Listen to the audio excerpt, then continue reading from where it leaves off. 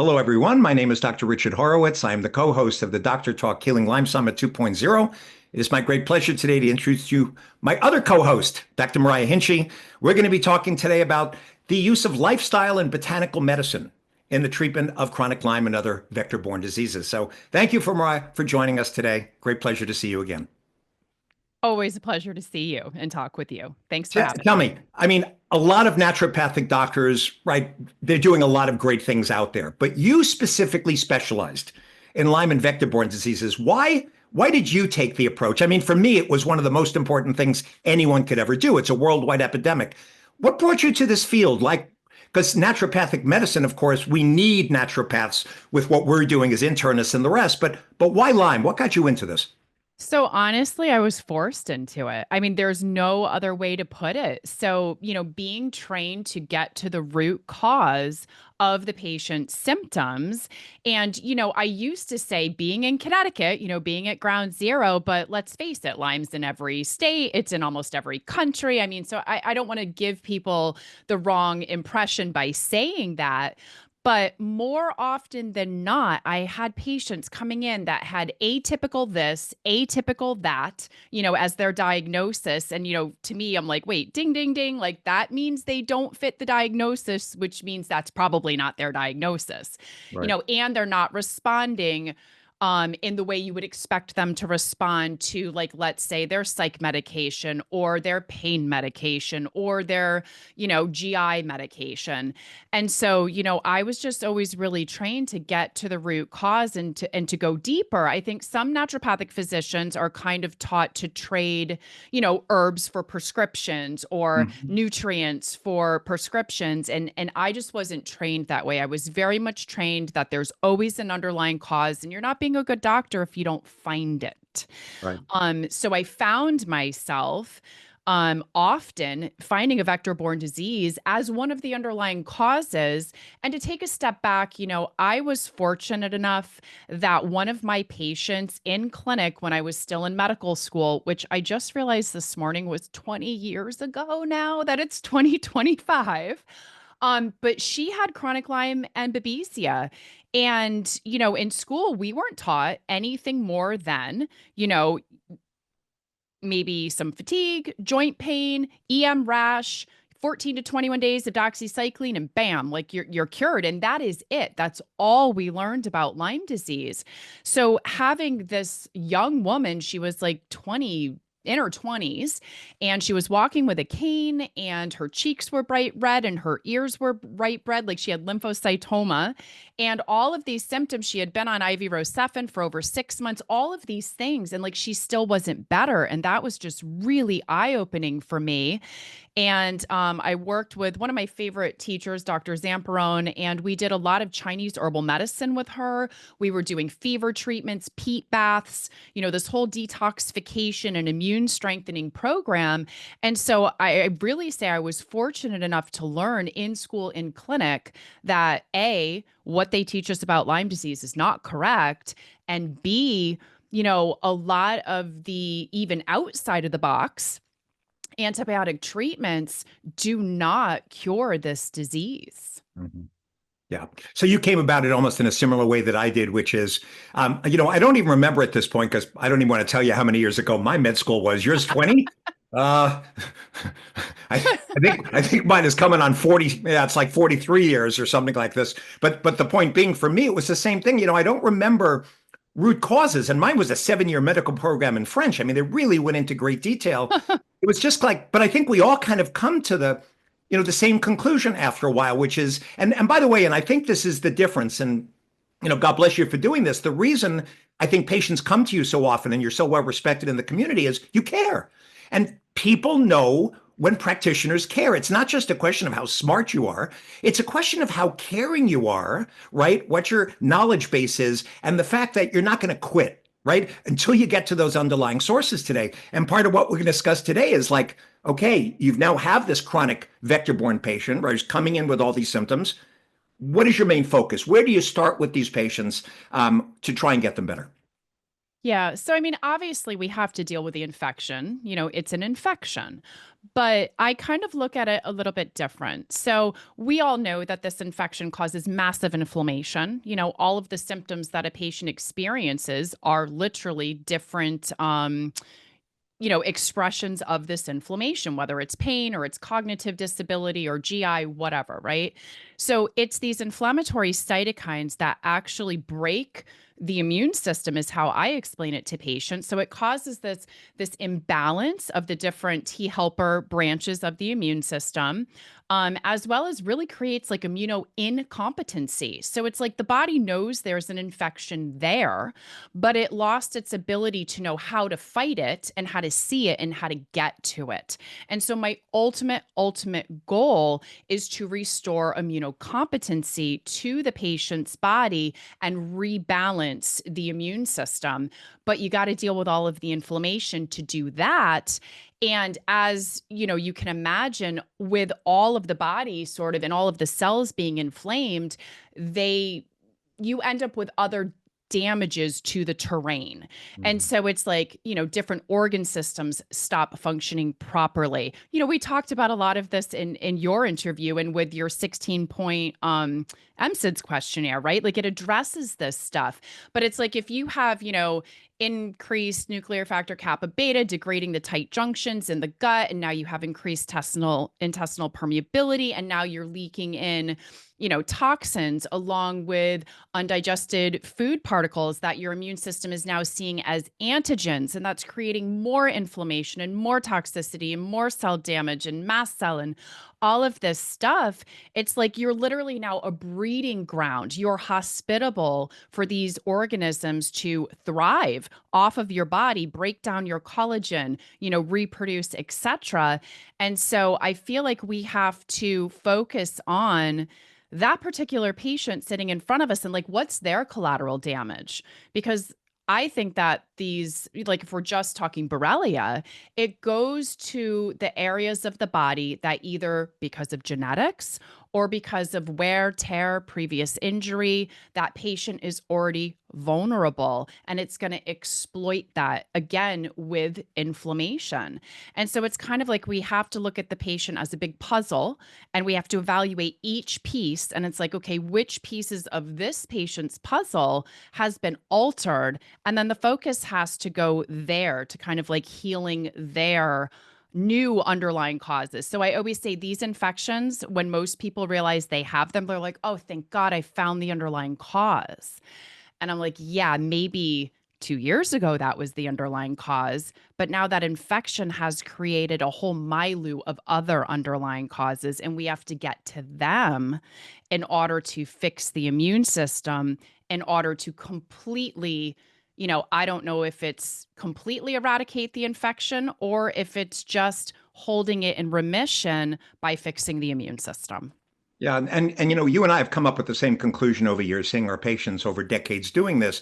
And you're absolutely right with the immune system problem, because I published years ago that Lyme affects, it causes immune dysfunction, and we have patients coming in with chronic variable immune deficiency, low immunoglobulins, low subclasses. Then a couple of years ago, we found these patients with multiple Bartonella species, and as you know, there's a whole controversy like, is Bartonella really a tick-borne infection? They're showing up in a lot of the ticks, but there's only one European study showing that it's been transmitted with this one particular species. Yet, when you have multiple Bartonella species, you get immune dysfunction, right? Your immune system goes down. And then we're finding mold toxins. You're finding them like I am in your patients. Gliotoxins suppress the immune system, right?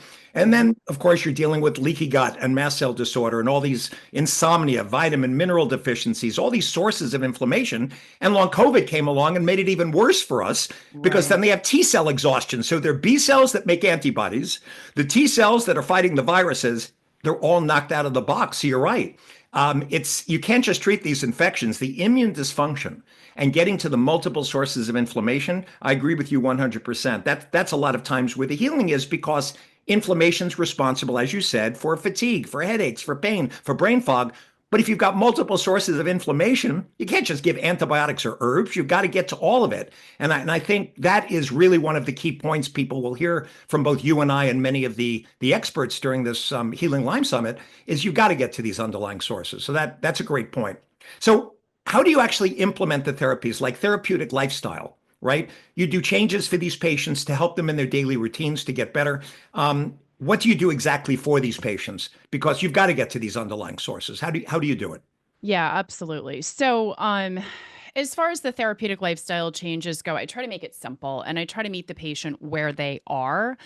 But I kind of put it into 4 or 5 different pillars. Number one is nutrition. Number two is stress management. Number three is movement therapy. And that could be a biggie for these Lyme patients that are in significant amounts of pain and fatigue, etc. But then we also have detoxification or avoidance of toxicants. And then we have mindset. So nutrition, I really like to focus on the positive, but from a nutritional standpoint, there for me, there's kind of like some big do nots. And I would say the big do nots are eat foods that are riddled with toxins and glyphosate. And so, the easiest way to get around that is to focus on foods that are organic or, when it comes to like the Dirty Dozen or the Clean 15, one of the easy ways to remember for the most part is that if something has a thick peel, and you get to cut that peel off and you're not going to eat the peel for the most part, the pesticides will kind of concentrate in the peels, and so if you're not eating the peels, then that food is typically safe. There are some foods where that doesn't apply. And then if there is a peel that is so thin that you're not going to get it off, clearly, you can't wash a raspberry. It's just going to kind of disintegrate, in the sink. I mean, if you're washing it to the extent you would need to remove like glyphosate.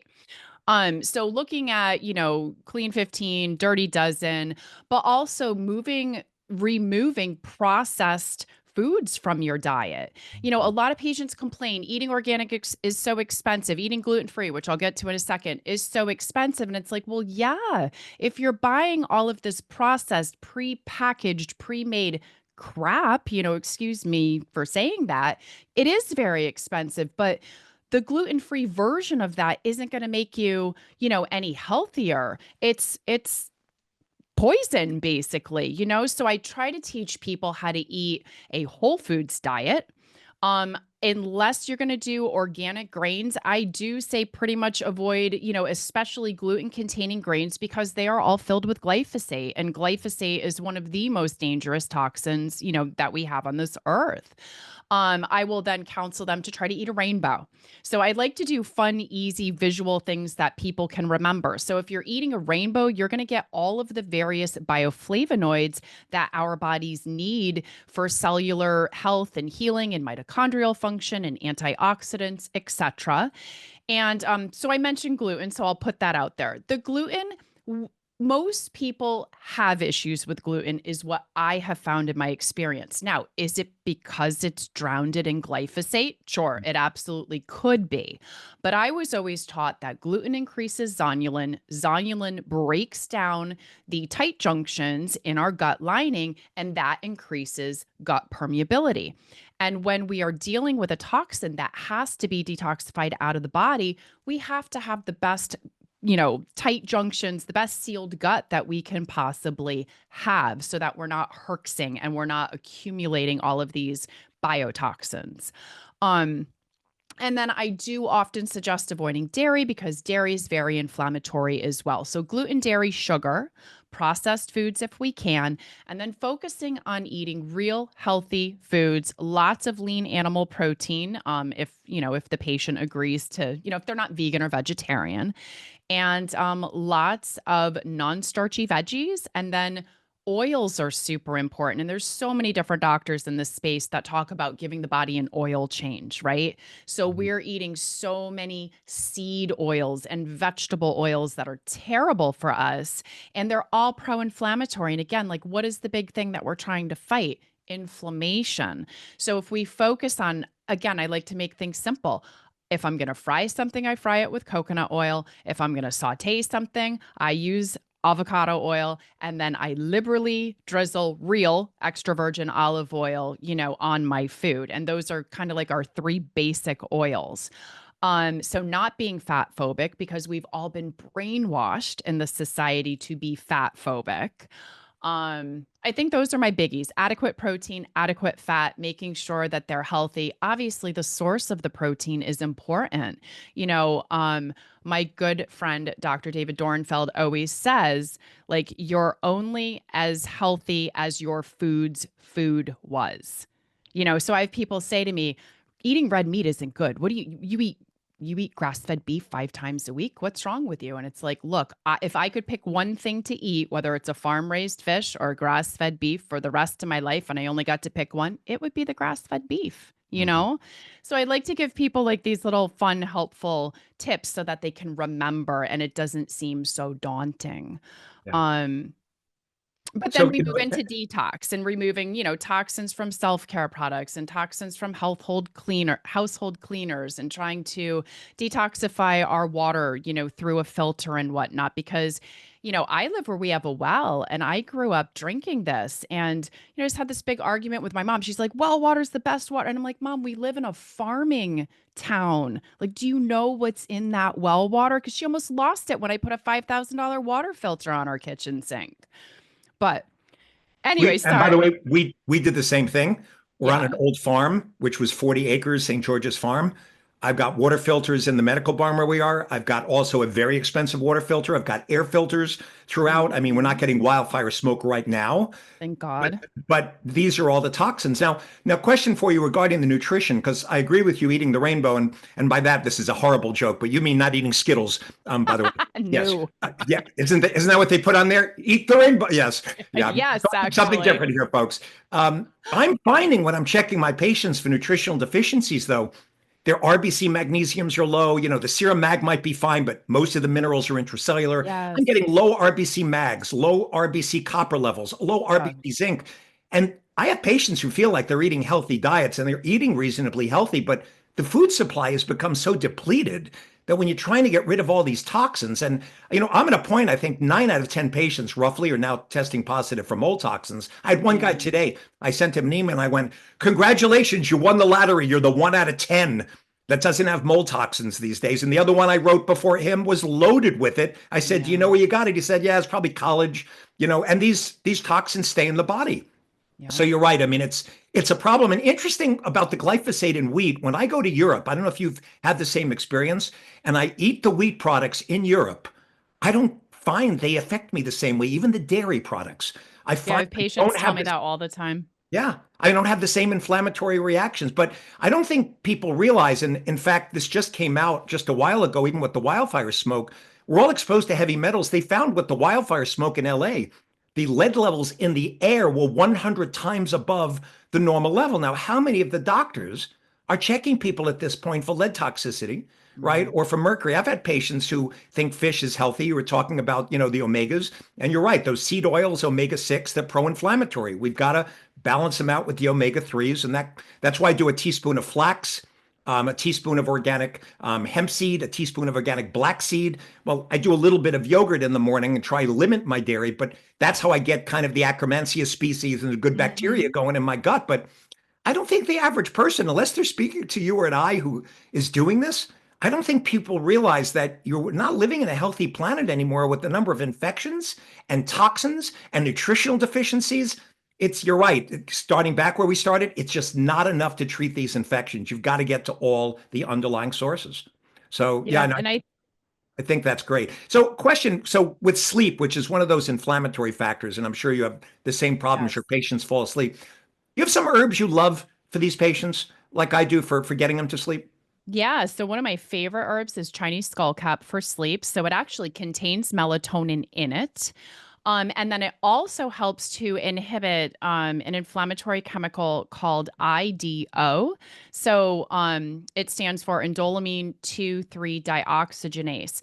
And what this chemical does is it takes L-tryptophan, which is the major amino acid that is converted into melatonin, and it breaks it down into three counterparts. One of those counterparts is called quinolic acid, which is very neurotoxic and can cause sleep issues too. So, Chinese skullcap will actually inhibit IDO, which will allow your body to convert tryptophan into 5-HTP, into serotonin, into melatonin. So it kind of allows that pathway to be turned back on, and it shuts off the production of quinolic acid. So, I mean, if I could only pick one herb, it would be Chinese skullcap for sleep. But ashwagandha, which I'll talk about a little bit later, also can be very helpful. It has a mild sedative effect and it can be helpful for sleep. Valerian, California poppy, um,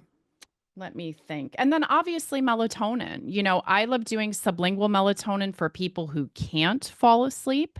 And then we can do like a time released melatonin for those who have issues waking up in the middle of the night.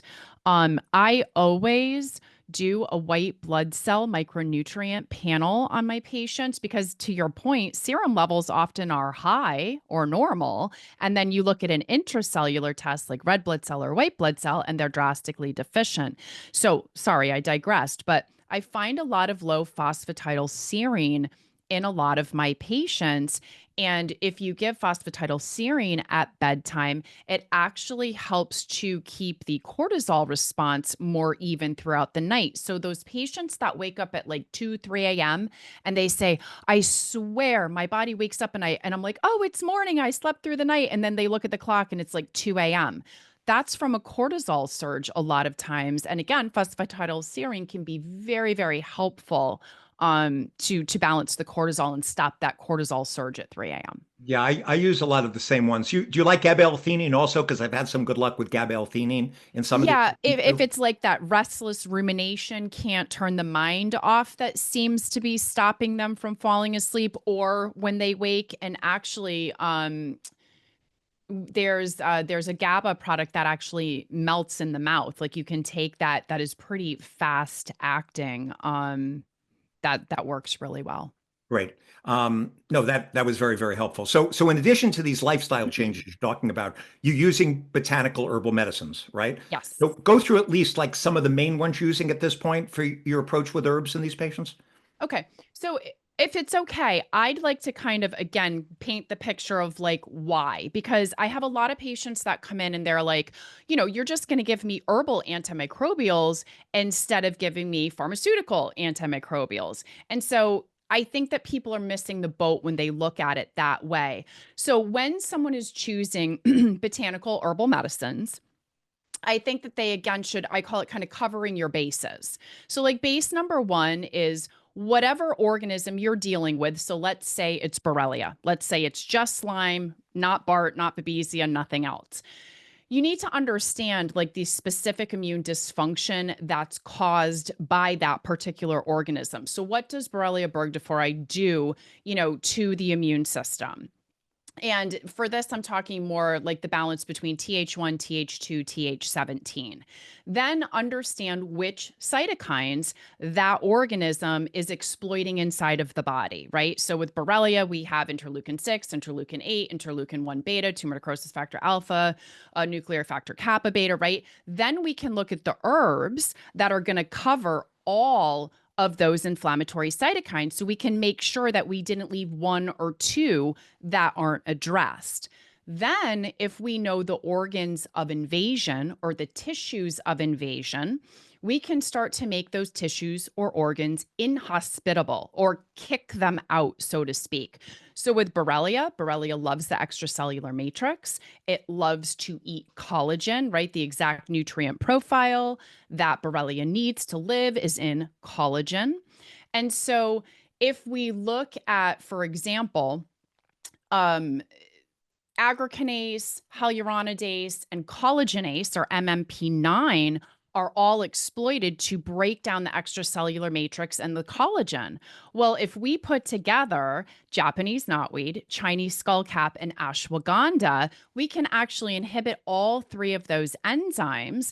And so it would help to protect the collagen and the extracellular matrix. Like if we were talking about Babesia loves to infect the red blood cell. There's an awesome herb called Sita acuta that helps to protect the red blood cell. And like some of the literature talks about how it kind of like evicts Babesia. makes it less hospitable, less desirable. Um, so we need to understand other mechanisms of immune invasion. So Lyme goes intracellularly. Lyme builds biofilms, right? We have all of these other immune evading mechanisms that we need to understand again, so we know how to break them down and actually get to the organism. And then obviously we have to detox all of these biotoxins and the LPS and all of this other stuff. So we need to make sure that all of the routes of elimination are open and that we're supporting detoxification pathways. And then lastly, we need to use proven antimicrobials, right, that are specific for the particular organism. So with Borrelia, it's antispirochetal antibiotic herbs. If it's Babesia, we have to use antiparasitic herbs, right? Because Babesia is a parasite, not a bacteria. Same goes in the pharmaceutical world, right? Anyways, we cover that elsewhere. I'm going to leave that alone. But those are kind of my bases. And then because let's say you have Babesia, Bartonella, and Borrelia all there, which a lot of people do, again, if you go through that sequence of what do they have, what does it affect, what is it doing to the body, and then you match the herbs up, and then you'll see redundancy. So you start crossing them off so that you end up with the lowest number of herbs that are still going to address all of your treatment goals. Right.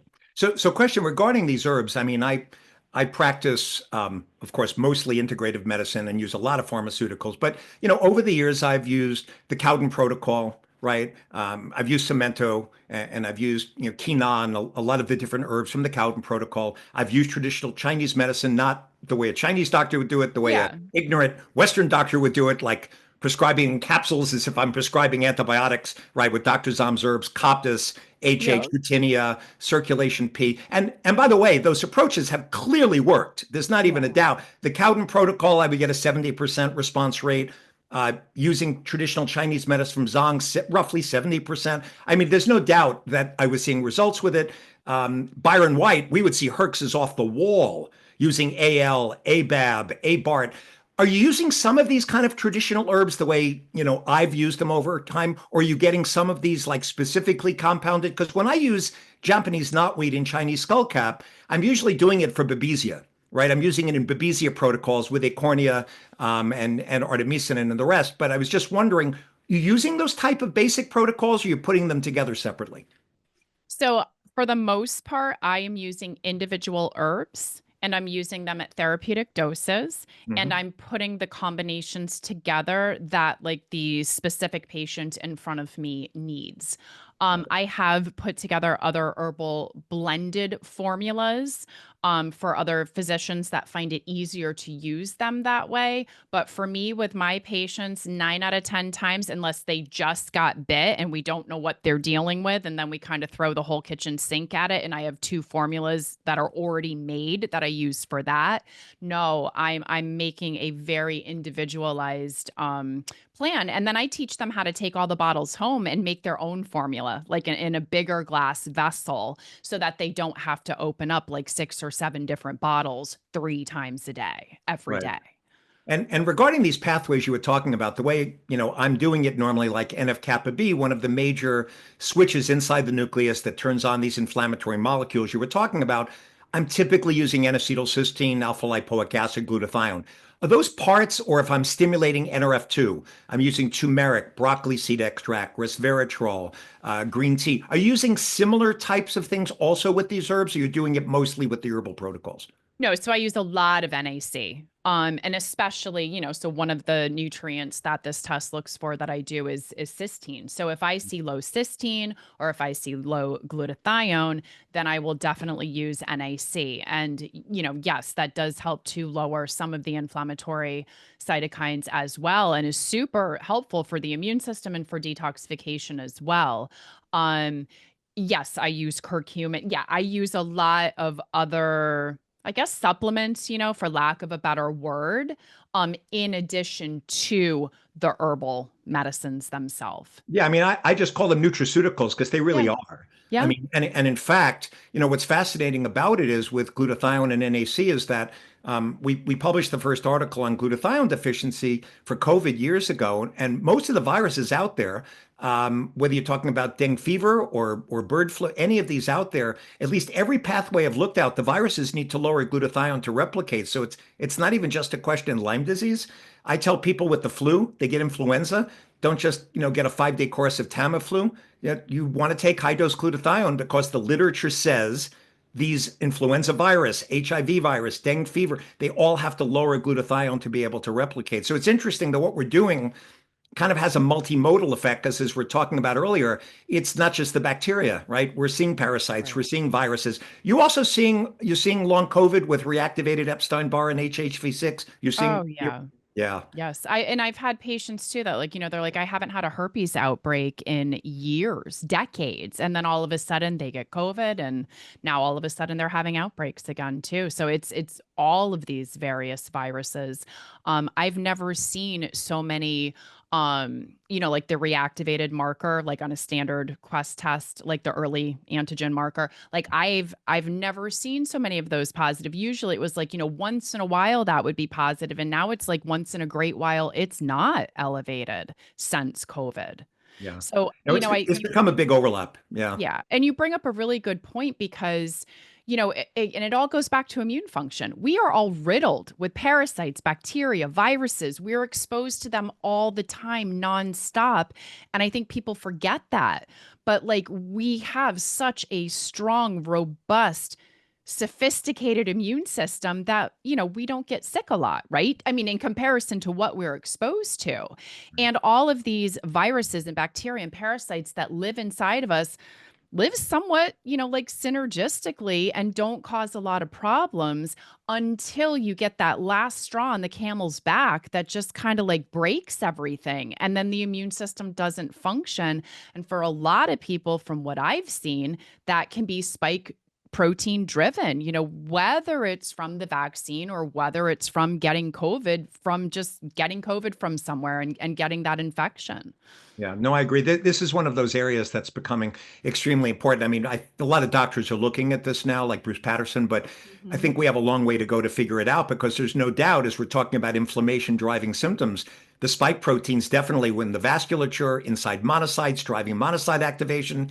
It's making our lives as Lyme docs a lot more difficult because we're lowering down the bugs, the Borrelia, the Babesia, the BART, and then we're left obviously with these spike proteins that in some patients are playing a role along with mold and everything else. So yeah, it's a complex picture, and you obviously have to get to all the sources as we talked about earlier.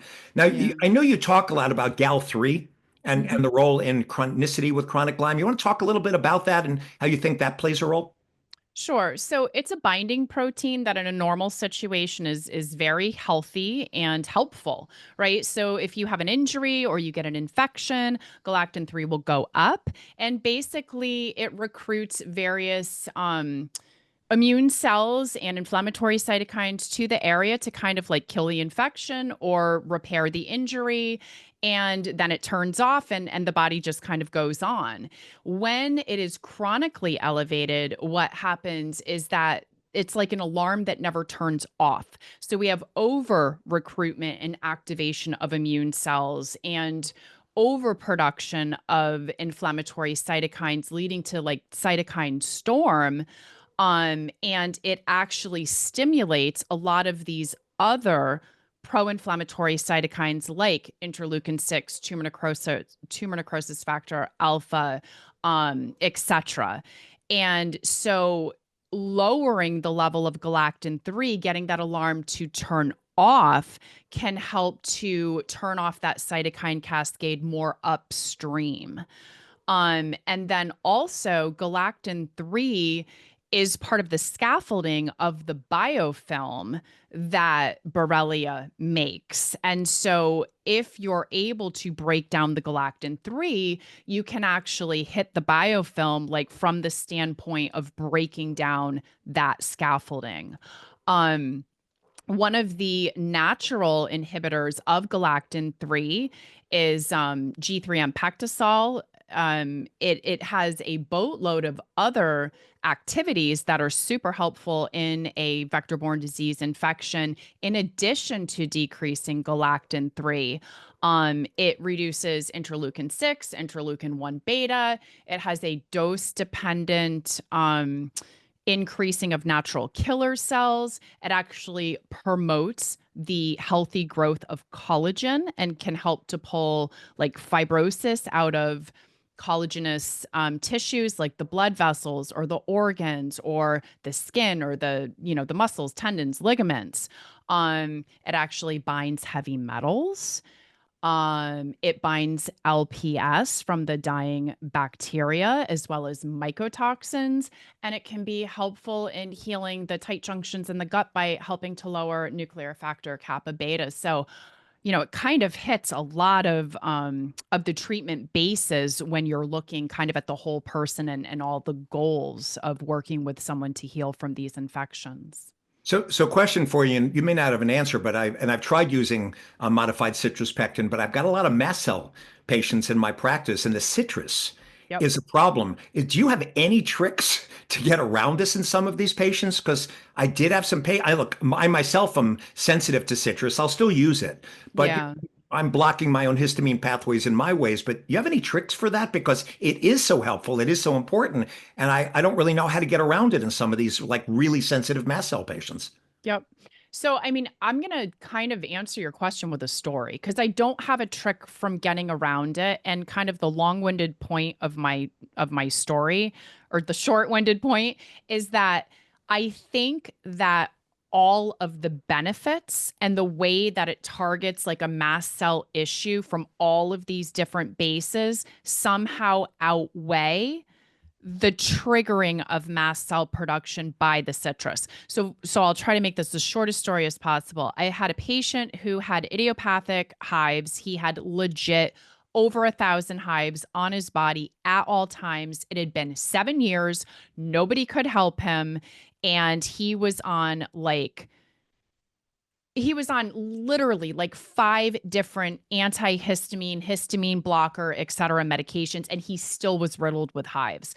So he ended up being positive for multiple vector-borne diseases. He had a boatload of IgG, IgE, and IgA food sensitivities. I mean, he had massive, massive leaky gut. And I'll spare you the whole treatment protocol, but he's now been treated for about 3.5 years. He has not had a hive now in over a year and a half. And he still is being treated. We finally are at the point where we're kind of like weaning him off. Because it took so long to get him off those 5 medications without having rebound hives. And again, I wouldn't stop treating someone. And remember, I'm using herbs and lifestyle, so it's not like I'm damaging anything. Um, but I wouldn't stop his protocol. We've pared it back, but I wouldn't stop until he's able to get off those antihistamine or histamine blocking medications. But I think he's a perfect example where I think the average person would look at him and be like, oh my gosh, you could never, ever tolerate using Pectosol. But he was on it, 1 scoop 3 times a day, his 5 grams 3 times a day. And he doesn't have any mast cell activation symptoms anymore. That's a He doesn't great. have any symptoms of anything anymore. No, I mean it's amazing, and I think the point you're bringing up, if I've understood this correctly, and you said it earlier, if you're getting to like so, let's say the leaky gut was driving some of his mast cell activation, and the gal-3 and fixing it is helping with leaky gut, but it's also helping with the scaffolding for the tick-borne disorder. So basically, because you're getting to the sources of where some of this is coming from, ultimately you left them on an H1 H2 blocker, and a lot of my patients may be taking cromolyn sodium and Montelukast singulaire and ketotifen, and they're low dose naltrexone. They're doing everything that they can at this point. They're taking histoquel with quercetin from Research Nutritionals, right? Yeah. DAO enzymes. They're doing the whole boat of it. But the point you're saying is, yeah, even if they're having a little bit of sensitivity in the beginning, it's maybe worth sticking with it because ultimately it's going to help to get to some of the underlying inflammatory causes of even where the mast cell activation is coming from. Exactly. You said that so much better than I did. No, that's a great story. In fact, I have someone I'm thinking of right now that I may actually want to talk to. By the way, do you also use bovine immunoglobulins? Like, I'm I using like, do. The SBIs. Yeah. yeah, using Yeah. the SBIs also for leaky gut. You're finding, Yes. yeah, Yes. but They work takes a while, right? amazingly. I It mean, it takes does. months, really. Yes. Yes. Great. So we've gotten to the point now. So using these therapeutic lifestyles, we're doing the herbs, using Gal 3. Um, What do you think about doing this? It has to be all of it, right? You can't just do the herbal protocol without the therapeutic. Like you're saying basically for people, and this is an important take home message, you really can't do the therapeutic lifestyle without the herbs without it. This has to really be a complete picture of integrating all aspects of it. So I call it the big giant ball of wax. You Yeah. have to melt it all together.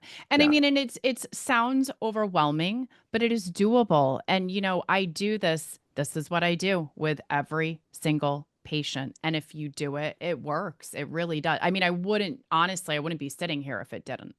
Right. No, of course. And also, do you find also, because we were talking about the six main inflammatory factors, infections, toxins, microbiome issues, leaky gut, mast cell, insomnia, vitamin mineral, the 10 downstream effects, you're treating, for example, mitochondrial dysfunction, cell danger response in these patients, and Yes. POTS dysautonomia. You're just basically doing the same things. Whatever those pieces of the puzzle are for that patient. Yes. Right. And Yep. and in fact, the cell danger response, what's interesting about all these factors is until the thing about the cell, for those of you who've not been listening to the whole summit and have not yet known about this, the mitochondria basically having healing aspects of kind of 0, 1, and 2. And if it gets stuck in illness, it's not going to get better. So if you're in a dangerous situation like wildfire smoke, or you still got infections in your body or toxins, you can give all the herbs you want and detox all you want until the body feels safe. And you can verify this also, Mariah, even limbic retraining for psychological trauma, right? Like some people, if they don't feel safe with this, they don't get better. Are you doing some of the limbic retrainings for these people also? Yeah, so we have Lyme literate psychotherapists in my office that do various, one of them does EMDR and hypnosis. I actually love because it's cheap and easy. I mean, I will just let patients go and sit with the headset for free, but like we do brain tap. I've referred people to Annie Hopper. Like we have all of these. And then I will teach like simple breathing techniques that help to stimulate the vagus nerve and pull you, back into parasympathetic. But yes, all of that's important. I feel like the patients who have the hardest time healing are the patients who have not dealt with their past trauma. And I'm 100% agreed. The difficulty for you and I can throw medication, we can do everything we're doing. But sometimes the trauma is so severe, and I affectionately refer to these patients as the walking wounded. And Yeah. I've had my own trauma. My wife has had it. I have empathy and compassion because I have some experience with it myself, and so has my wife. But I have seen patients that once they've done the proper limbic retraining, exactly what you talked about, EMDR, Annie Hopper, GUP to AIR, Primal Trust, doing any of those with brain tap, with neurofeedback techniques, but that takes time, right? It could take 6 months, a year. But once they do it, and I've heard this validation from many patients, it was one of those last pieces that they Mhm. needed to do that when the herbs and then the medication and everything you're doing, it kind of all came together. So you're seeing the same thing I am with this too. Absolutely. And that's one of the reasons why we talk about this like in the first one or two visits. So it's just, it can be something as simple as just finding every day, like every morning and every night. And people, they feel all weird doing this in the beginning, but it's like just find something that you're grateful for. Something you love, something you're grateful for. Picture yourself sitting in the sun on the beach if that's your thing. Just take a few minutes and think, feel something positive, and just that can start to shift things.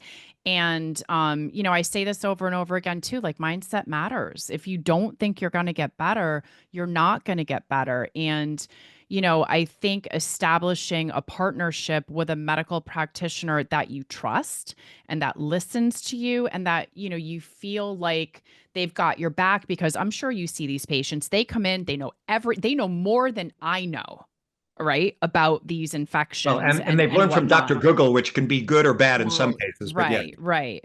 But they come in, and part of it is like, listen, I've got you. I'm going to help you. I'm going to listen to you. Like, I'm listening to you. Please, like, stop searching. Stop doing all of this other stuff. And just like, I just want you to focus on calming down and trust your body, trust that what we're doing is going to work. And it makes a world of difference, like where you bring that patient to mentally and emotionally. I think this is the first time I've heard during the talks with you and I interviewing, doctors and experts. I think it's one of the first times I've heard this. And you brought up an extremely important point. I tell people that part of the reason I think I have such good success and you're having such great success, it's not just the medication and the herbs and things we're doing. It's the fact that we care. It's the fact that we're committed. We're not going to give up until we get better. They feel the compassion, right? That you're in there, right? You've got their backs and they know it. And when someone comes in, right, there's that part of them that's down below. They feel it with you. And once they have that trust, it makes all the difference in the world for the healing journey. It's one of those intangibles. Yeah. I don't remember learning it in med school, but I can tell you the success rates when you get out into the world, boy, it's just amazing. And I don't think doctors are taught it enough that you have to listen carefully, right? And have empathy and compassion and really let patients know that you've got their back and you're not going to give up. It makes a A hundred huge difference percent. in the healing journey. It does. And it's that almost, it's like they've been searching, searching, searching, going, and it's like that ability to just kind of like let go. Like, just let go, surrender, trust, right? And then all of a sudden, like the body just shifts. Like, there's a huge energetic shift. And I think that's what you need in order to be able to receive really any of the treatment. Yeah. No, that was great. I think that's very helpful. And I think people listening, they get a lot out of it. So question, I know you have some master classes on teaching people about what you're doing and you've got some upcoming events. Why don't you tell us a little bit about what's coming in the future? Sure. So there will be a master class following the summit. I've also started the Lyme Bites podcast. So really just talking about all of the various topics that one could talk about regarding Lyme and other vector-borne diseases, and really complex chronic illness in general, and kind of how to recover in an integrative or natural fashion. And then annually, we have the Lyme Bites Symposium, which is an in-person as well as virtual conference style summit that brings together, some of who I would consider to be the top people in the vector-borne disease space. And, we do full on like medical lecture style, everything sort of like cited, referenced. And it's community building for practitioners as well as patients. So Right. And there's a symposium coming up in November of this year also for the Lyme Bites. Is that? yes. Yes. And we're looking at doing it in Fort Lauderdale this year. So hopefully that pans out. That's great. So this is just wonderful. So people are going to want to get in touch with you. What's the best email? What's the best website? What's the best way of getting in touch with you? So I think the best way is just go to drhinchy.com. And from there are funnels into, whether it's the educational things that I do, which would be Lyme Bites, or my clinical practice, which is called Tau, or my herbal medicine company called LymeCore. You can find your way from drhinchy.com to either of those three other websites. And that's Dr. Hinchy, Drhinchy. Correct. Okay, great. Mariah, thank you. This was really enlightening for people because you and I have very complementary approaches of how we do things, and we both have successful, approaches to this. So I think it's great for people to know kind of what's out there, and the fact that you're doing it from an herbal scientific perspective, right? That's still based on hard science. And look, herbal therapies have been around for thousands of years, way before Sure. pharmaceuticals have been around. So I mean, this is one of the time-honored traditions, right? That you're learning with it. So For I sure. want to thank you for being out there and doing this for people because I know this is not easy. I don't think people realize that being a Lyme doc, whether it's a naturopathic doctor, integrative, whatever, it takes a lot of time. It takes a lot of effort. It takes a lot of compassion, a lot of going through the literature. So I would like to honor you and Oh, thank thanks. you for all the years of dedicated service you've done for the community and for helping me to co-host because it's been such a great pleasure doing this with you. It has, and absolutely the same to you. Honestly, like I read your books as soon as they came out when I knew very little about Lyme. So you've helped me more than I think you know in my knowledge regarding vector-borne disease. No, no, my great pleasure. So, for those of you who've been listening, my name is Dr. Richard Horowitz. I'm the co host of the Healing Lyme Summit 2.0 with my co host, Dr. Mariah Hinchy. We've been talking today about therapeutic lifestyle changes in botanical medicine and the treatment of Lyme. I want to thank everyone for joining us. I hope you got a lot out of this as I did. We'll hope to see you again very soon. Bye bye.